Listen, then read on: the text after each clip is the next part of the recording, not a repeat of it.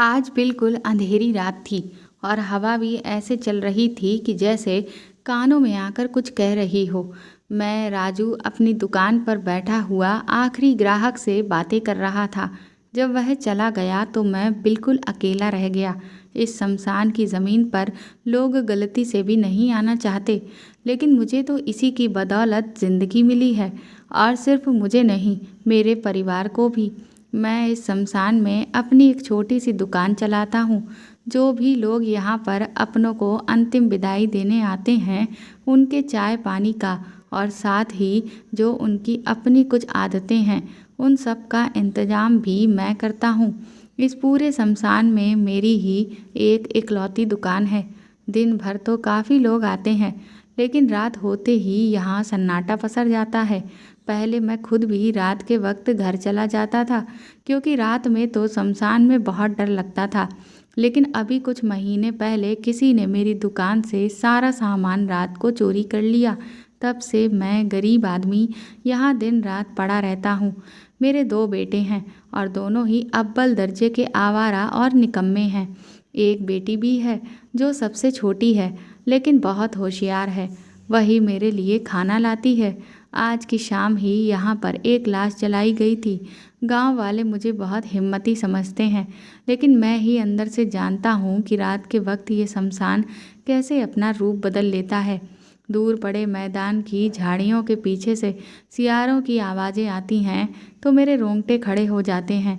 अभी मैं ये सब सोच ही रहा था कि तभी कुछ जंगली कुत्ते तेज़ी से भौंकने लगते हैं और मेरी दुकान के आगे पड़ी हुई तिरपाल हवा में उड़कर फड़फड़ाने लगती है। मैं डरकर दुकान के अंदर चला जाता हूँ और उसका लकड़ी का बना दरवाज़ा बड़ी ही सावधानी से बंद कर देता हूँ। उस दरवाजे में कई जगह पर दराज है, जिसमें से मैं बाहर की ओर देखता हूँ। सामने कुछ जल रही लाशों की आग दिख रही है जो हवा में लहरा रही है। ये सब देख मैं सहम जाता हूँ। जी तो यही चाहता है कि अपने घर वापस चला जाऊँ, क्योंकि यहाँ फैली हुई मनुष्यत मुझे भीतर तक डरा देती है। रह रह कर कुत्ते रो रहे हैं। बीच बीच में कोई जानवर मेरी दुकान के दरवाजे पर अपना शरीर रगड़ता है। अभी कुछ दिन पहले की बात है। सुबह उठकर जब मैं दरवाजे से बाहर निकला तो मेरे पैर के नीचे एक अधजला हाथ आ गया था। उसे देखकर मेरा तो खून पानी हो गया था।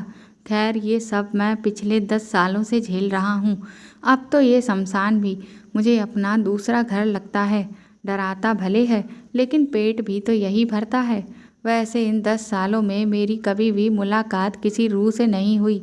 मेरा खैर इन सब चीज़ों में बहुत ज़्यादा विश्वास भी नहीं है, लेकिन क्या करूं, हूं तो इंसान ही, डर तो लगता ही है ना। आज बहुत तेज़ बारिश हो रही थी। मैं शाम से ही दुकान के अंदर बैठा था। जब तक थोड़ा उजाला रहा, एक दो लोग आते रहे। अब तो ये सिलसिला रोज़ का होगा, क्योंकि ये महीना बरसात का है। इन दिनों मरने वालों के साथ लोग कम ही आते हैं, और जो आते भी हैं वह जल्दी चले जाते हैं। मेरी ये दुकान भी अब कई जगह पर टपकने लगी है। रात का 11 बज रहा था। टीन की छत पर जब बरसात का पानी पड़ता है तो अपने आप ही भयंकर सी आवाज़ पैदा होती है, और ऐसी आवाज़ में तो कोई नहीं सो सकता। मैं रेडियो पर गज़लें सुन रहा था। बारिश थोड़ी हल्की हुई तो बाहर झींगरों की आवाज़ तेज़ हो गई थी। मेंढकों ने भी दुकान के आसपास ही अड्डा जमा लिया। मैं गानों में खोया था और बारिश रुकने का इंतज़ार कर रहा था कि तभी दरवाजे पर आहट हुई और मैं बुरी तरह से चौंक गया। सोचने लगा, भला इतनी रात में कौन ग्राहक हो सकता है। अभी 3 घंटे पहले ही तो आखिरी लाश जलाकर उसके घर वाले यहाँ से जा चुके थे। फिर अब कौन आ गया। मैं उधेड़-बुन में फंस गया कि दरवाज़ा खोलूं या नहीं। तभी फिर से दरवाज़ा बजा और बाहर से आवाज़ आई, दरवाज़ा खोलो राजू काका। आवाज़ तो किसी लड़की की थी, इसलिए मैंने झट से दरवाज़ा खोल दिया तो सामने एक 13-14 साल की प्यारी सी गुड़िया खड़ी थी। उसने सफ़ेद रंग की एक लंबी फ्रॉक पहनी हुई थी। वह पूरी तरह से भीगी हुई थी। दरवाज़ा खोलते ही उसने बड़ी उदासी सी आवाज़ में कहा, काका, वो जो लाश यहाँ थोड़ी देर पहले आई थी ना, बारिश की वजह से उसकी आग बुझ गई है। आप चलकर जला दीजिए। उसकी बात सुनकर मेरे मन में सवाल तो बहुत आए, पर लेकिन ना जाने क्यों मैं उससे कुछ कह न पाया। उसके चेहरे के दर्द ने मुझे मजबूर कर दिया। मैं उस बच्ची को देखता रह गया था, क्योंकि उस बच्ची ने जो फ्रॉक पहनी थी वह कई जगह पर अजीब तरह से फटी हुई थी और उसके चेहरे और हाथों पर घाव भी थे। आखिर इस बच्ची के साथ हुआ क्या है? किसने इसे इतनी चोट पहुंचाई थी? लेकिन इससे पहले कि मैं उससे कुछ पूछता, वह सामने की तरफ आगे बढ़ने लगी। मैं भी मजबूर हो गया और सीधा दुकान से केरोसिन तेल निकालकर उसके पीछे चलने लगा। जब मैं वहां पहुंचा तो अधजली लाश की बदबू बहुत तेज आ रही थी। मैंने जल्दी से लाश पर केरोसिन डालकर माचिस लगाई और लाश फिर जल उठी। तभी अचानक मेरे पीछे से किसी के रोने की आवाज़ आई। मुझे लगा कि वही लड़की रो रही होगी, पर मैं पीछे मुड़ा तो वहाँ कोई नहीं था, वह लड़की भी नहीं। मुझे समझ नहीं आया कि वह लड़की कहाँ गायब हो गई। थोड़ी देर उसे इधर उधर ढूंढने के बाद मैं वापस दुकान पर आ गया और सो गया। सोते हुए भी मेरे जहन में यही सब चल रहा था कि क्या वह लड़की इंसान थी। मुझे डर लग रहा था। मैंने फिर अपने आप से एक वादा किया कि अब चाहे जो भी हो, कभी रात में दरवाज़ा नहीं खोलूँगा। सुबह हुई तो मैं हाथ मुंह धोकर दुकान पर चाय बना रहा था। तभी 3-4 हट्टे कट्टे लोग मेरी दुकान पर आकर बैठ गए और बोले कि कल रात जो लाश वह लोग लेकर आए थे जलाने के लिए, उसकी अस्थियां आज ये लोग लेने आए हैं। तभी मुझे वह लड़की याद आई। मैंने उन लोगों से कहा, भैया कल रात यहाँ आप में से कोई किसी बच्ची को लेकर आया था? वह बच्ची मेरी दुकान पर आई थी। रात में आप जिस लाश को लाए थे वह तो तेज़ बारिश की वजह से बुझ चुकी थी, तो मुझे दोबारा जला देने के लिए वह कहने लगी। मैंने उसके साथ जाकर दोबारा लाश को आग लगा दी, लेकिन फिर उसी वक्त वह अचानक ना जाने कहाँ चली गई। मुझे लगा शायद जिसके साथ वह आई होगी उसी के साथ चली गई होगी। मेरा इतना कहना था कि वह लोग मुंह फाड़े एक दूसरे को देख रहे थे। फिर उनमें से एक ने अपनी जेब से मोबाइल निकाला और मेरी तरफ बढ़ाते हुए एक तस्वीर दिखाई। मैंने उसे देखते ही कहा, अरे हाँ, यही तो है वो गुड़िया। बिल्कुल यही रंग और यही चेहरे की मासूमियत। मैंने उस लड़की को पहचान लिया। लेकिन ये देख वह लोग अचरज में पड़ गए। कहने लगे, राजू जी क्या बोल रहे हैं? कल रात हम सब इसी बच्ची को तो जलाने आए थे। कल ही तो इसकी हत्या रहस्यमय तरीके से हुई है। पुलिस अभी भी छानबीन कर रही है। भगवान के लिए ऐसा झूठ मत बोलिए। हम तीनों में से एक उस बच्ची के पिता भी हैं। उनकी बात सुन मेरा वह हाल था कि काटो तो खून नहीं। मैंने कांपते होठों से कहा, भैया मैं झूठ क्यों बोलूँगा? वह कल यहीं आई थी दुकान में। मेरी बात को नज़रअंदाज करके वह लोग बच्ची के पिता के आंसू पोंछते हुए चले गए और मैं वहीं बैठकर कंधे पर पड़े गमछे से अपना पसीना पोंछने लगा। ना जाने उस बेचारी फूल सी बच्ची की मौत कौन से रहस्यमय तरीके से हुई होगी। मैं बार बार ये बात सोचने को मजबूर था। मैंने अपने दोनों हाथ जोड़कर ईश्वर से प्रार्थना की कि वह उस लड़की की आत्मा को शांति दें और गुनहगार को सजा भी। जैसे तैसे दिन बीता और काली डरावनी रात हो गई। कुत्ते वहीं बैठकर रो रहे थे। मैं तो अब पहले से ही डरा हुआ था।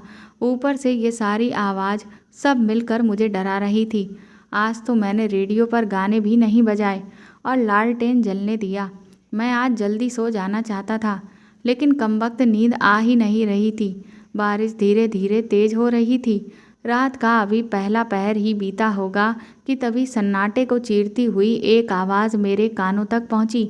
और ये आवाज़ थी दुकान के लकड़ी के दरवाजे की, जिस पर किसी की दस्तक हुई थी और किसी ने आवाज़ लगाकर कहा, राजू काका दरवाज़ा खोलिए। इतना सन्नाटा छाया हुआ था कि मुझे मेरी ही सांसों की आवाज़ साफ सुनाई दे रही थी और धड़कनें भी बुरी तरह से डरा रही थीं।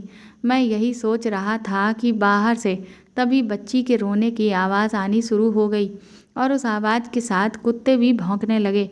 मैंने फिर पूरी हिम्मत जुटाई और दरवाज़ा खोल दिया। आंखों के सामने वही मासूम सी लड़की सर झुकाए खड़ी थी। वह सुबक रही थी। मैं जानता था कि मुझे आज सुबह ये पता चल चुका था कि ये लड़की अब जिंदा नहीं है, पर पता नहीं ऐसा कौन सा जुड़ाव था जो मुझे उस बच्ची से जोड़ता था, डराता नहीं था। शायद मेरी अपनी बेटी भी उसी की उम्र की थी इसीलिए ऐसा था। मुझे उस बच्ची में अपनी बच्ची दिखाई देती थी। मेरे दरवाज़ा खोलते ही उसने सर उठाकर मेरी तरफ देखा और मुस्कुरा पड़ी। वह जानती थी कि मैं उसकी मदद ज़रूर करूँगा, पर कल तो ये मुझसे अपनी ही चिता को दोबारा जला देने के लिए कह रही थी, और आज तो इसकी अस्थियां भी इसके परिजन ले गए। तो फिर आज ये क्या कहना चाहती है? उसने मुझे कुछ नहीं कहा, बस मेरी उंगली पकड़ी और शमशान की गहराई में ले जाने लगी। ज़्यादा बोलती नहीं थी, पर पता नहीं कैसे उसे मेरा नाम पता था। मैं इस शमशान में अकेला जिंदा इंसान हूँ। मेरी उंगली पकड़े वह लगातार मुझे आगे ले जा रही थी। आसपास का इलाका बहुत भयावह था। झाड़ियों के पीछे से जलती हुई आंखें दिखती थीं। मैं जानता हूँ कि ये आंखें जंगली कुत्तों की हैं। ऐसी आंखें मैं कई बार देख चुका हूँ, पर आज ये आंखें यानी ये कुत्ते इतने शांत क्यों हैं? शायद एक आत्मा को देखकर ये सारी आंखें डर रही हैं। मैंने सुना था कि आत्माओं के पैर उल्टे होते हैं, लेकिन इस लड़की के पैर सीधे थे। मैं नहीं जानता क्यों, पर खामोशी से उसके पीछे चल रहा था। फिर शमशान के आखिरी कोने पर पहुंचकर उसने मेरा हाथ छोड़ दिया। वहां मैंने देखा कि कोई दीवार की तरफ मुंह किए खड़ा था। 18-19 साल का एक लड़का। मैं उसे पहचानने की कोशिश कर रहा था, पर पता नहीं क्यों उसका पूरा शरीर धुंधला धुंधला सा नजर आ रहा था। वह बारिश की बूंदों से भीग नहीं रहा था। मैं आंखें गड़ाए उसे देख रहा था। तभी वह दीवार के पास घुटने टेक कर बैठ गया और तड़प कर चिल्लाने लगा, अम्मी अम्मी। वह अपनी माँ को याद कर रहा था। मैं उसके पास गया, लेकिन उसे छू ना सका। मैं समझ गया कि वह इंसान नहीं, एक रूह है। उस लड़के ने मुझे देखकर आंखें फेर लीं, तो वह लड़की उसके पास जाकर कुछ बात करने लगी। फिर अचानक वह लड़का बिल्कुल मेरी आंखों के पास आ गया। एक पल के लिए तो मैं डर गया और पीछे हटा। मैं जानता था कि ये दोनों ही पवित्र आत्माएं थीं। मैं वहीं पत्थर पर बैठ गया और अपने आसपास जो चल रहा था उसे गौर से समझने की कोशिश करने लगा। वह लड़का मेरे सामने ही था। उसने बोलना शुरू किया, मैं यहाँ से बाहर नहीं जा सकता। मेरी अम्मी को नहीं पता कि मैं मर चुका हूँ। मैंने उन्हें धोखा दिया। इतना कहकर वह फिर सुबक सुबक कर रोने लगा। मैंने उससे सहानुभूति दिखाई और बड़े प्यार से कहा, तुम कौन हो? मैं नहीं जानता, पर तुम्हारी उम्र का मेरा बड़ा बेटा है। वह तो बहुत आलसी है, लेकिन अपनी माँ का लाडला है। अपनी माँ से बहुत प्यार करता है और अपनी माँ के लिए मुझसे भी लड़ पड़ता है। मैं तुम्हारा दर्द समझ रहा हूँ। बताओ, मैं तुम्हारी कैसी मदद कर सकता हूँ? उसके बाद उसने अपनी कहानी मुझे बताई। 2 महीने पहले की बात है। उस वक्त मैं 12वीं में था। मेरी परीक्षा के परिणाम आए थे और मेरे बहुत अच्छे नंबर आए थे। घर में सब खुश थे। अम्मी से ढेरों दुआएं लिए मैं घर से ये कहकर निकला कि दोस्तों के पास जा रहा हूँ। दरअसल मैंने झूठ कहा था। मैं वहाँ से सीधे अपने घर से 1 किलोमीटर दूर पूजा के घर मिठाई का डिब्बा लेकर गया। पूजा, जो मेरे साथ ही मेरे स्कूल में थी। दुनिया हमें एक दूसरे का दोस्त समझती है, पर सिर्फ मेरा दिल जानता था कि मैं पूजा से कितना प्यार करता था। लेकिन अब मुझे ये बात पता चल रही है कि वह प्यार नहीं था, सिर्फ मेरा जुनून था। एक ऐसा जुनून जिसने मेरी ज़िंदगी तबाह कर दी। उस दिन पूजा से मिलकर मैं अपने दिल का हाल बताने वाला था। वह मुझे बस दोस्त कहती थी, लेकिन मैं उसे सच्चे मन से चाहता था। उस दिन मिठाई के डिब्बे और एक लाल गुलाब से मैंने अपने प्यार का इजहार किया, पर पूजा ने मुझे नहीं समझा। इनकार तो किया ही, साथ में उसने मुझे सभी के सामने बेइज्जत किया, क्योंकि मैं मुस्लिम था और वह हिंदू। उसने बुरी तरह से मेरा मजाक बनाया और अपने भाइयों से उसने मुझे घर से धक्के मारकर बाहर निकलवा दिया। यकीनन मैंने आज तक ऐसे पल बस हिंदी सिनेमा में ही देखे थे, पर उस दिन ये पल मैंने जिए। अपमान के पलों को निगलना बहुत मुश्किल होता है। मैंने पता नहीं किस नशे में आकर खुद को ख़त्म करने का इरादा बना लिया। मैंने बहुत गलत किया। इतना कहकर वह लड़का रोने लगा। उसके चेहरे का दर्द अब मैं महसूस कर पा रहा था।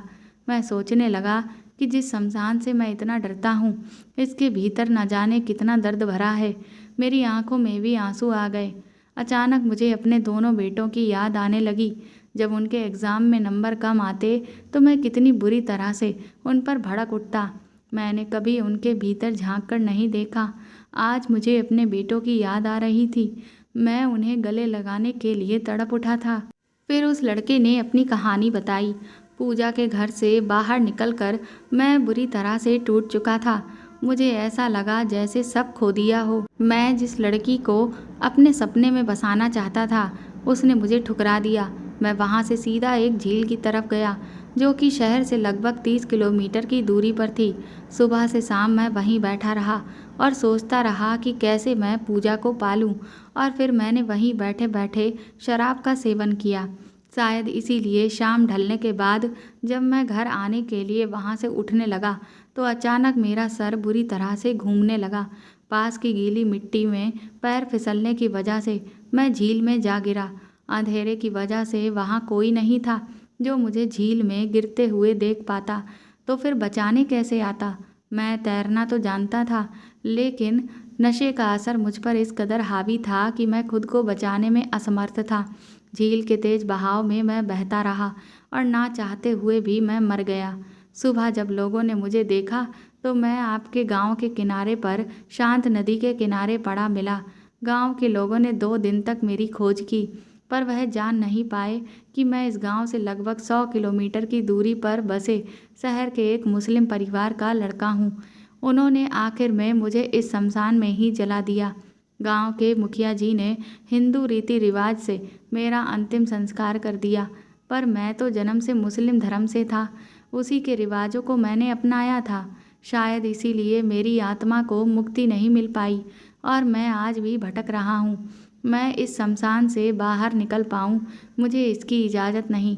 पर सबसे दुखद ये है कि मेरी अम्मी आज भी नहीं मानती कि मैं मर चुका हूँ। वह आज भी हर रोज़ अल्लाह की दरगाह पर जाकर मेरी खैर मांगती रहती हैं कि मैं जहाँ भी हूँ उनके पास लौट आऊँ। मुझे उनकी आवाज़ सुनाई देती है, पर मेरे अल्लाह मुझसे खफा हैं क्योंकि मैंने अपनी अम्मी के साथ गलत किया। इसीलिए मैं उनको बता भी नहीं पा रहा कि अम्मी मैं मर चुका हूँ, मेरा इंतज़ार अब मत करो। काश कोई फरिश्ता मेरी बात जाकर अम्मी को कह आए। इतना कहकर वह लड़का फूट फूट कर रोने लगा और मैं अपने माथे पर हाथ रखकर वहीं बैठकर पछताने लगा, क्योंकि इस लड़के को यहाँ जलाते वक्त मैं भी शामिल था। बहुत तलाश के बाद भी जब इसके परिवार को हम ढूंढ नहीं पाए, तब इसकी लाश को जला दिया गया। इसके पास ऐसी कोई चीज़ भी नहीं थी जो ये साबित कर पाती कि ये मुसलमान है। मैं मन ही मन बहुत पछता रहा था। तभी वह लड़की मेरे पास आकर कहने लगी, राजू काका, इसकी मदद करो। मैंने उसकी बात सुनकर जब अपने सर को हाँ के इशारे में हिलाया तो उसके चेहरे पर एक निस्वार्थ मुस्कान फैल गई। वह मेरी उंगली पकड़कर दोबारा मुझे मेरी दुकान तक छोड़ गई। मैं यही सोच रहा था कि जिस शमशान से मैं डरता था, आज उससे मैं जुड़ाव महसूस कर पा रहा हूँ। ये सिर्फ उस बच्ची की वजह से। लेकिन पता नहीं वह कौन है, उसका क्या नाम है और उस मासूम को किसने मार डाला। उसकी हालत देखकर तो मेरे मन में बार बार ये अंदेशा आता है कि उसके साथ किसी ने बहुत गलत किया है। लेकिन आखिर वह कौन हो सकता है। मैंने सोचा अगर उसने मुझे दोबारा आवाज़ लगाई तो मैं उसके बारे में पूछ लूँगा कि किसने उसका ये हाल किया, और फिर उसके परिवार को भी बता दूँगा। खैर, आज की रात सुकून से गुजर गई। सुबह की पहली किरण मुझे याद आने लगी कि मुझे कहाँ जाना है। मैंने दुकान को बंद किया तो उस वक्त शमशान का छोटा पंडित रघु भी वहीं था। दुकान को बंद करते ही उसने मुझे देखा तो पूछे बिना नहीं रह पाया, क्या बात है राजू, तुम तो रात के वक्त भी घर नहीं जाते, फिर आज दिन में कहाँ जा रहे हो। अब मैं उस नशेड़ी को भला क्या समझाता। वैसे भी मेरी दुकान उसे तभी याद आती है जब इसे फोकट में शराब की ज़रूरत होती है। आज भी इसे शराब की तलब लगी होगी, पर आज मैं ज़िंदगी में पहली बार किसी नेक काम से जा रहा हूँ। इस पोंगा पंडित के मुंह लगने की मेरी कोई इच्छा नहीं थी। मैं उसे टाल कर यूं ही जल्दी से वहाँ से निकला, सीधा घर पहुँचा। मुझे अचानक घर पर देखकर मेरे बच्चे और पत्नी बेहद खुश हो गए, पर मुझे यहाँ से भी जल्दी निकलना था। 2 घंटे के बाद मैं एक साधारण से घर के सामने खड़ा था। दूर कहीं से मस्जिद में अजान की पवित्र आवाज़ आ रही थी। दरवाज़ा खटखटाने पर एक लाचार बूढ़े पिता ने दरवाज़ा खोला। और मुझे देखकर ही उन्होंने सलाम अदा किया और उसके जवाब में मैंने अपने दोनों हाथ जोड़ लिए। उसके बाद उन्होंने मेरी पहचान पूछी तो मैंने उन्हें घर के अंदर आने की इजाज़त मांगी और घर के अंदर जाने पर मेरी मुलाकात उस लड़के की अम्मी से हुई जो इस वक्त भी नमाज पढ़ने में व्यस्त थीं। मैं उनकी दुआएं तो सुन नहीं पा रहा था, पर महसूस कर पा रहा था कि वह अपने लाल की खैर अभी भी मांग रही थी। फुर्सत मिली तो वह भी हमारे पास आ गईं। उम्मीद की एक हल्की सी झलक मुझे उन दोनों के चेहरे पर नज़र आ रही थी। शायद उन्हें लग रहा होगा कि मैं उनके बेटे की कोई अच्छी खबर लेकर आया हूँ, लेकिन सिर्फ मैं जानता था कि जो खबर मैं उन्हें सुनाने वाला हूँ उससे लाख गुना अच्छा तो झूठी उम्मीद में ही रहना है। एक पल के लिए मैं सोच रहा था कि मैं बगैर उन्हें कुछ बताए वहाँ से वापस चला जाऊँ, पर दूसरे ही पल मुझे वह लड़के की याद आई और मैंने अपने भीतर बहुत सारी हिम्मत भरकर उन दोनों को सारी बातें सच सच बता दी। उसके बाद आंसू भी बहे, चित्कार भी मची और संभाला भी गया, पर अंत में तय ये हुआ कि अगली सुबह ही उस लड़के को मुस्लिम तौर तरीके के साथ विदा किया जाएगा ताकि वह चैन से मुक्त हो पाए। अरहान, उस लड़के का नाम यही है। अरहान की अम्मी दुखी जरूर थी, लेकिन उनके चेहरे पर एक सुखद ठहराव था और यही अरहान अपनी माँ के चेहरे पर देखना चाहता था। मैं वहाँ से लौट आया। लौटते लौटते शाम हो गई। सीधे घर पहुँचा। पत्नी बच्चों से मिलकर 8 बजे तक दोबारा दुकान पर जाने के लिए निकला। रास्ते में रेडियो पर गाने बजाकर मैं मस्त चाल पर चलते हुए शमशान गेट पर पहुँचा। वह लड़की वहीं खड़ी होकर मेरा इंतज़ार कर रही थी। मुझे देखते ही वह चौंक उठी। उसे यकीन था कि मैं ज़रूर उसका मनचाहा काम करके आऊँगा। मैंने उसे बताया कि वह जो चाहती थी वही हुआ। अरहान के परिवार वाले कल आएंगे और मुखिया जी से अरहान की अस्थियां लेकर उसे मुस्लिम रीति रिवाज के साथ दफनाएंगे। उसके बाद अरहान की रूह को मुक्ति मिल जाएगी। वह मुझे मेरी उंगली पकड़कर शमशान में बनी मेरी दुकान तक लेकर जा रही थी। अचानक मुझे कुछ याद आया और मैं उस गुड़िया के आगे बैठ गया और उससे पूछा, गुड़िया रानी, आप तो सबकी मदद करती हो, फिर अपनी क्यों नहीं की? आपके साथ ये किसने किया? आपके परिवार वाले भी आपके गुनाहगार को ढूंढ रहे हैं। अगर आप मुझे उसका नाम बता दो तो मैं उस शैतान को ज़रूर सज़ा दिलवाऊंगा। मेरे इतना कहने के बाद अचानक उस लड़की के चेहरे का रंग बदला और उसकी आंखें जो सामान्य दिख रही थीं उनमें खून भर आया और उसका चेहरा बदलकर खौफनाक हो गया। ऐसा लगा जैसे किसी ने उसके मासूम से चेहरे पर उबलता हुआ तेजाब डाल दिया और पूरा चेहरा पिघल रहा था। उसके रूप को देखकर तो मेरे रोंगटे खड़े हो गए और डर कर मैंने अपना हाथ उसके सर से हटा दिया। तभी अचानक वह ज़ोर से चिल्लाने लगी और एक पल में वह मेरी नज़र से ओझल हो गई। आखिर उस प्यारी सी बच्ची के साथ क्या हुआ है कि वह किसी को कुछ भी नहीं बताना चाहती। मैंने कई बार उसे आवाज़ लगाई, पर उसने मेरी आवाज़ का कोई जवाब नहीं दिया। निराश होकर मैं अपनी दुकान पर आ गया। खाना मैं घर से खाकर ही आया था, इसीलिए सीधा सोने की तैयारी करने लगा और ये दुश्मन बारिश उसी वक्त शुरू हो गई। अब क्या खाक मुझे नींद आएगी? मैं देर रात तक करवटें बदलता रहा और सोचता रहा आखिर उस प्यारी सी लड़की के साथ क्या हुआ होगा।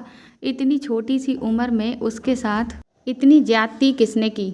मैं सोचने लगा शायद आज भी रात के दूसरे पहर में वह दोबारा आकर मेरे दरवाजे पर दस्तक देगी, लेकिन ऐसा कुछ नहीं हुआ। कुछ ही देर में भोर होने वाली थी, लेकिन नींद तो मेरी आंखों से लापता थी। आखिर में मैं खुद ही उठ बैठा और लालटेन की लौ को तेज कर शमशान की गहराई में जाने लगा। पर आज मैं डरा था। उस लड़की के हाथ में फंसी मेरी उंगली मुझे हिम्मत देती थी, पर आज वह नहीं आई और मैं इसी उम्मीद में शमशान के अंदर जा रहा हूँ कि शायद वह मुझे दिखे और मैं उससे पूछ पाऊँ कि वह अचानक गायब क्यों हो गई। अभी मैंने कुछ ही कदम आगे बढ़ाए थे कि दूर से मुझे किसी हिलती डुलती आकृति की एक सफ़ेद झलक दिखाई दे रही थी और प्यारी सी आत्मा वही थी। उसके चारों तरफ मंत्रमुग्ध करने वाली अनोखी खुशबू फैली थी। मैंने देखा शमशान में ढेर सारे बेला के फूल उग आए थे। ये खुशबू भी शायद उन्हीं फूलों की थी। मैं अपनी ही सोच में खोया था। कि तभी अचानक मेरी तंद्रा किसी आवाज़ से खुली। ये रघु था, शमशान का पोंगा पंडित, जो गांव के चापाकल के पानी को गंगा जल बनाकर शमशान के बाहर निकलते लोगों की शुद्धि करने के दौरान उन पर पानी छिड़कता है। पता नहीं क्यों मुझे इस आदमी से बड़ी चिढ़ होती है। मुझे पहचानते ही उसने बड़ी बेशर्मी से कहा, राजू, अभी तो सुबह भी नहीं हुई और तू यहाँ शमशान के बीचों बीच जाकर कर क्या रहा है? तुझे आजकल डर नहीं लगता क्या? चल, जल्दी चल, मुझे एक पगुआ निकाल कर दे। इतना कहकर वह ही कर हंसने लगा। लड़खड़ाते कदमों से वह मेरे पास आ चुका था और उसके मुंह से मुझे रात की बासी दारू की महक आने लगी। मैं शराब अपनी आर्थिक सहायता के लिए बेचता जरूर हूँ, पर शराब से मुझे उतनी ही नफरत है जितनी कि एक घरेलू पत्नी को उसके पति के आवारा दोस्तों से होती है। ठीक ऐसी ही नफरत मेरी पत्नी भी इस रघु से करती है। उसे लगता है कि इस रघु की संगत में मैं भी शराबी बन जाऊंगा। खैर, अभी मैं रघु को कुछ जवाब देने ही वाला था कि मैंने देखा कि वह प्यारी सी गुड़िया मेरे पास आकर खड़ी हो गई और मेरे हाथ से जलती हुई लालटेन लेकर उसे हवा में हिलाने लगी। मैं तो सामान्य था, पर जब मेरी नज़र रघु की तरफ गई तो वह अवाक मुंह फाड़े हवा में लहराते लालटेन को देख रहा था। उसके खून में से कल रात की बची कुची शराब और उसका नशा पूरी तरह से उड़ चुका था। वह कभी मुझे, कभी उस लालटेन को देखता और तोतलाकर कुछ बोलने की कोशिश करता, पर उसकी आवाज़ डर के मारे कहीं दब जाती। मैं मामला समझ रहा था। असल में रघु लालटेन तो देख पा रहा था, लेकिन उस लड़की की आत्मा को नहीं। उसे लग रहा था कि लालटेन हवा में झूल रहा है अपने आप, इसलिए वह डर कर थर थर काँप रहा था। पता नहीं क्यों, पर रघु को इस तरह डरा हुआ देखकर मुझे मज़ा आ रहा था। तभी अचानक रघु भागने के लिए मेरी ओर से पीछे जैसे ही मुड़ा, उस लड़की ने बड़ी तेजी से रघु की धोती के एक सिरे को पकड़ लिया और वह वहीं फंस गया। अब वह चाहकर भी भाग नहीं पा रहा था। पीछे मुड़कर जब उसने मुझे देखा तो उसे मैं थोड़ी ही दूर पर मुस्कुराते हुए दिखा। तब वह बोलने लगा, राजू, छोड़ दे मुझे। तू ये कैसे कर रहा है मैं नहीं जानता, पर भगवान के लिए मुझे छोड़ दे। मैं तेरे पास नहीं आऊँगा शराब मांगने और तेरी दुकान के पीछे बाथरूम भी नहीं करूँगा। अब मुझे समझ आया, इसका मतलब रघु ही वह शैतान है जो मेरे दुकान के पीछे के इलाके में पेशाब करता है। इस बात की तो मुझे भनक ही नहीं थी। मुझे लगता था कि शायद कोई खरीदार ही ऐसा करता होगा। पीछे वाली खिड़की को खोलते ही बहुत बदबू आती थी। ये सब रघु की वजह से होता था। मैं यही सोच रहा था और तभी उस लड़की ने अपने हाथों से इशारा करके मुझे अपने पास बुलाया और जब मैं उसके पास अपना कान लेकर गया तो उसने मुझे बताया कि कल दिन में जब मैं अरहान के घर गया था तब ये कई बार मुझे ढूंढता हुआ यहाँ आया और मुझे ना देखने पर ये दुकान के पास खड़े होकर मुझे बहुत उल्टी सीधी बातें सुना रहा था। वो कहने लगी कि आप देखना राजू काका, मैं इसे अच्छा सबक सिखाऊंगी। मैं उसे रोक भी नहीं पाया और उसने अचानक ही रघु की धोती के छोर को अपने हाथ से आज़ाद कर दिया। रघु अपनी सारी ताकत जुटाकर भागना चाहता था, पर अचानक हुई इस आज़ादी को रघु सोच तक नहीं पाया और सीधा मुंह के बल जमीन पर जा गिरा। बरसात की वजह से शमशान की मिट्टी वैसे भी गीली थी। यकीनन उसे चोट तो ज़्यादा नहीं लगी होगी, लेकिन कीचड़ ने उसका चेहरा ही बिगाड़ दिया और खुली धोती को पकड़े वह दौड़ पड़ा और शायद अपने घर की दहलीज में पहुंचकर ही उसने दम लिया होगा। रघु को इस तरह भागते देखकर वह प्यारी गुड़िया भी हंसने लगी खिलखिलाकर और उसकी हंसी देखकर मुझे भी बड़ा सुकून मिला। इसके बाद उसने दोबारा मेरी उंगली पकड़कर मुझे मेरी दुकान के पास लेकर गई। बगैर किसी सवाल के वह खुद बताने लगी, राजू काका, आप जानना चाहते हो ना कि मेरे साथ क्या हुआ? मैं बताऊंगी, पर अभी नहीं। इस शमशान में आने के बाद मुझे यहाँ बहुत दुखी लोग मिले हैं और मैं अब उन्हें दुखी नहीं देखना चाहती। मैं उन सभी के लिए कुछ करना चाहती हूँ, इसलिए आपसे मदद मांगती हूँ। जिस दिन मुझे लगेगा कि शमशान में अब सबसे ज़्यादा दुखी मैं ही हूँ, उस दिन मैं बताऊँगी कि मेरे साथ क्या हुआ, किन लोगों ने मेरा ये हाल किया और मुझे क्यों ख़त्म कर दिया। तब तक के लिए आप बस इतना जान लीजिए कि मेरा नाम रिमझिम है। वह बहुत देर तक हंसती रही और उसे हंसता देख मैं भी मुस्कुराता रहा। मैंने उससे कहा, रिमझिम बहुत प्यारा नाम है और तुम मुझे जो कहोगी मैं वही करूँगा। इस शमशान में फंसी जितनी भी भटकती रूहें हैं, मैं कोशिश करूँगा कि वह सब आज़ाद हो जाएं। और मैं ये सब इसलिए नहीं करूँगा कि मैं बहुत अच्छा हूँ या मैं बहुत हिम्मती हूँ, बल्कि मैं सिर्फ इसलिए करूँगा क्योंकि तुम मेरी बेटी के जैसी हो। मेरी बेटी भी बिल्कुल तुम्हारी ही उम्र की है और मैं अपनी बच्ची से बहुत प्यार करता हूँ। मैं उसे कभी दुखी नहीं देख सकता और इसीलिए मैं तुम्हें भी दुखी नहीं देख सकता। वह अभी भी मेरी उंगली पकड़कर मुझे सुन रही थी। फिर वह कहने लगी कि आज रात वह मुझे किसी से मिलवाएगी, पर वह जो भी है बहुत भयानक रूप में है। उसने मुझे चेतावनी दी कि मैं उसे देखकर डरूं नहीं, बल्कि पूरे गौर से उसकी बात को सुनूं और उसकी मदद करूं। मैंने उसकी बात को सुनकर अपना सर हाँ के इशारे में हिला दिया। वह मुस्कुराती हुई मेरी उंगली छोड़कर गायब हो गई और मैं वापस अपनी दुकान पर आ गया। दुकान पर मैं ग्राहकों के खाने पीने की तैयारी करने लगा। इस वक्त शमशान के बाहर बहुत शोर शराबा होने लगा। बाहर जाकर देखा तो अरहान का परिवार था। उसका परिवार बहुत बड़ा था।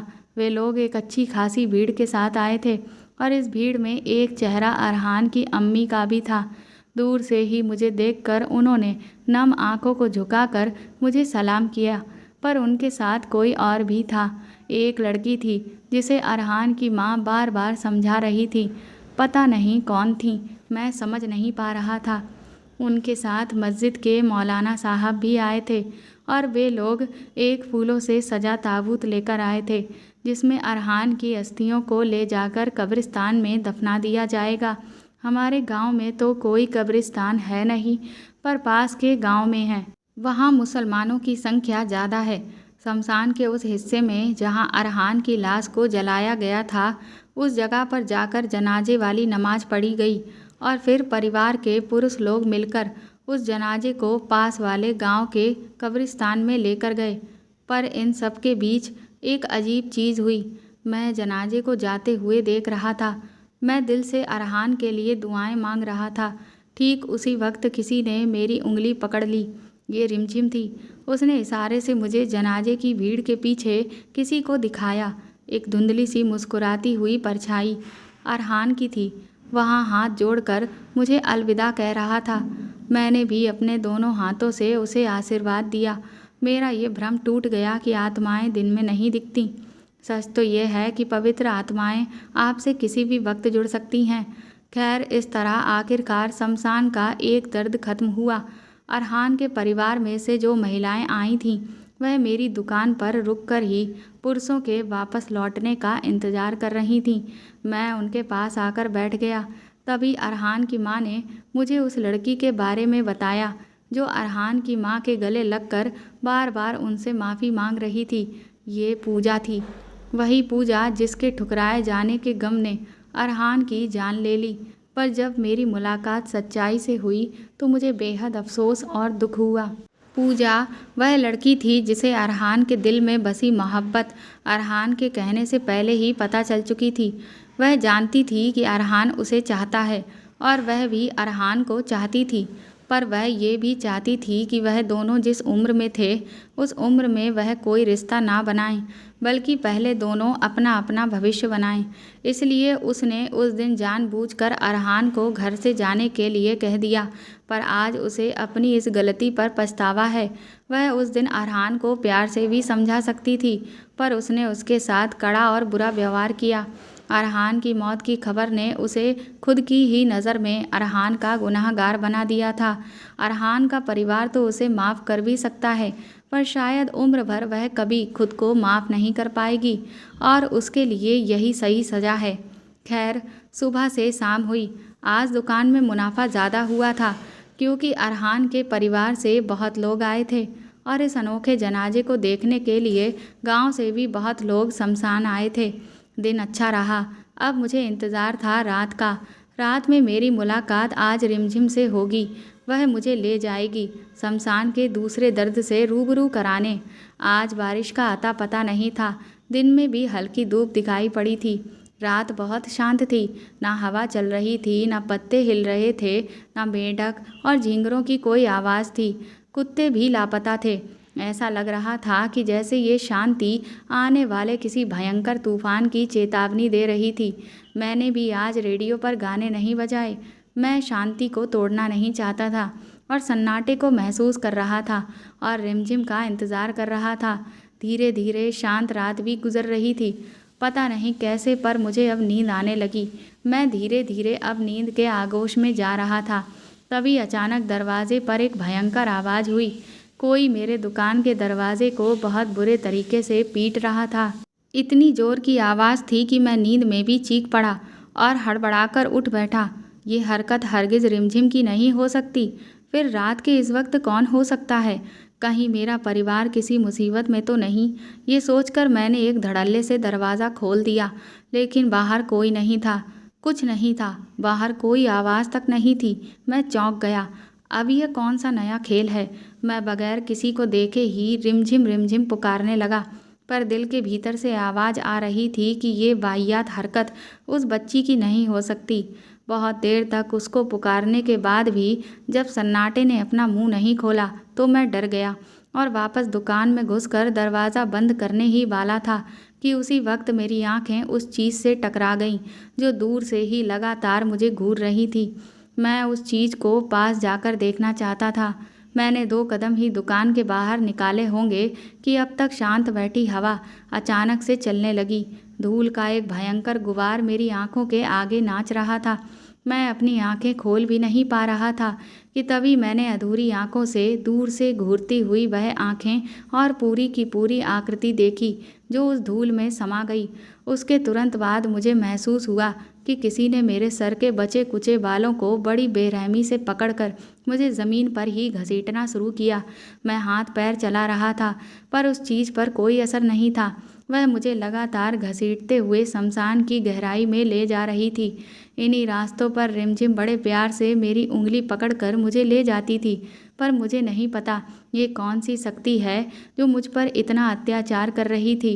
इस बीच मैं कई बार पत्थरों से भी टकराया और लहूलुहान भी हो गया, पर वह अदृश्य शक्ति मुझे लगातार तब तक खींचती रही जब तक कि मैं बेहोश ना हो गया। मैं कब तक बेहोश रहा मैं नहीं जानता, पर बेला के फूल की महक से मुझे होश आया। मैंने देखा रात अभी भी बीती नहीं थी। मैं जहाँ पड़ा था वहीं पास में रिमझिम थी। वह मेरे सर के पास बैठी थी और बड़े दर्द में थी। वह रो रही थी। मैंने महसूस किया कि उसके रोने की आवाज़ में लाचारगी का दर्द था, कमज़ोर होने की पीड़ा थी और पछतावा था। मैं उससे उसके रोने का कारण और मेरी इस हालत के पीछे कौन है ये पूछना चाहता था, पर इस दर्द ने मुझे कुछ बोलने नहीं दिया। तभी रिमझिम की नज़र मेरी खुली आंखों की तरफ पड़ी तो रोते रोते ही उसने अपने प्यारे हाथों से मुझे किसी तरफ इशारे से दिखाया और उसके बाद मैंने सामने जो देखा वह मेरी कल्पना से परे था। दोस्तों, ये इस कहानी का पहला भाग है। इसका अगला भाग मैं कल ही अपलोड करूँगी। अगर आपको ये भाग पसंद आया हो तो आप अगला भाग मेरे चैनल पर जाकर पढ़ सकते हैं और इस कहानी को प्लीज़ ज़्यादा से ज़्यादा शेयर करके मेरे चैनल को सपोर्ट करें। Thank you. साथ ही अगर आप चाहें तो मुझे सुपर थैंक्स भी खरीद कर दे सकते हैं। सुपर थैंक्स का ऑप्शन आपको इस वीडियो के नीचे दिए हुए सभी ऑप्शंस में दिख जाएगा, जो कि हार्ट शेप में बने हुए डॉलर के साइन के तौर पर है। और अगर आप मेरे चैनल पर नए हैं तो सब्सक्राइब करके बेल आइकन को ज़रूर दबा दीजिएगा, ताकि आगे भी मैं आपको ऐसी ही अच्छी कहानियाँ सुनाती रहूँ। Thank you.